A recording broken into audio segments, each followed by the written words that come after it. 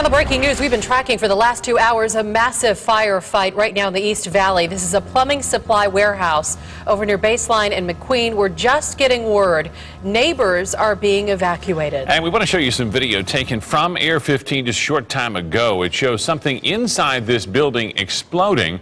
Now we have the owner of this business, Ross Farnsworth of Farnsworth Wholesale, on the phone. Ross, we know you got several dozen employees there at any given time.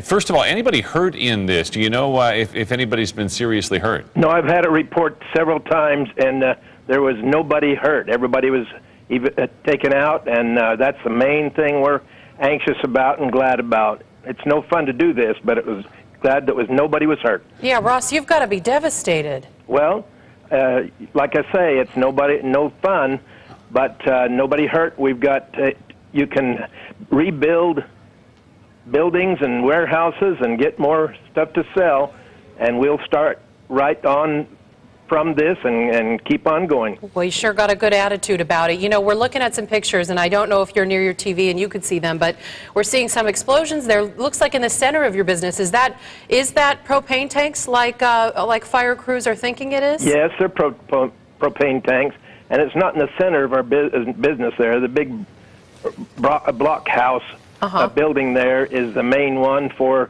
this division of Farnsworth Wholesale. There are two other divisions. One for underground plumbing, underground pipelines, and one for heating and cooling equipment. Ross, do you have any idea what may have started this? I have no idea. I've asked that many times and checked with people, and they say the firefighters have not come up with anything yet.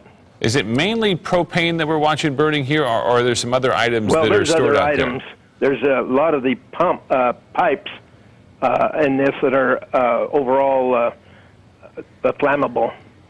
Yeah, it looks like there's a lot out there for sure. Where were you when this happened? Well, I was at my office, my other office, and they called and said this was on fire. I have a little bit of a heart problem, so I came on home and had 2 or 3 of the guys down there calling me with reports. I didn't want to go and try to figure it out. Yeah, to navigate that smoke, that would probably not be a wise idea for you. That's right. All right, Ross Farnsworth, we appreciate you joining us on the phone. We hope for a speedy recovery out there. And like you said, the good news is that at this point, no one was hurt. Yes. We want to turn it over to ABC 15's Eric English, who's live on the ground for us. What a view behind you, Eric.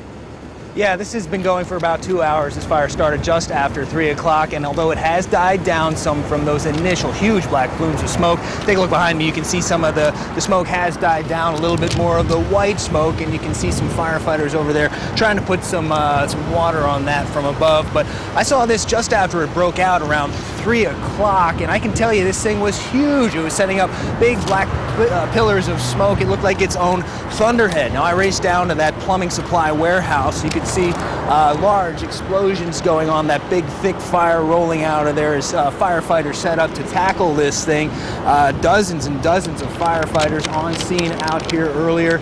Again, those firefighters having to take their time battling not only the flames but also this heat. It is the hottest day of the year, and of course carrying all that gear, it does certainly get very, very hot out here quickly for these guys, but you can see they're finally getting a pretty good grip on this thing. And you know, you can imagine what was coming out in that smoke. It just flowed to the east with the wind, completely covering those neighborhoods. I heard you mention earlier there may be an evacuation order in place. For a short time, the wind shifted on us, and I got a big, thick mouthful of that smoke, and woo, it is not good for you. Definitely something you want to get away from. If you got to seal up the windows, get away from all that smoke. You certainly don't want to be breathing that in.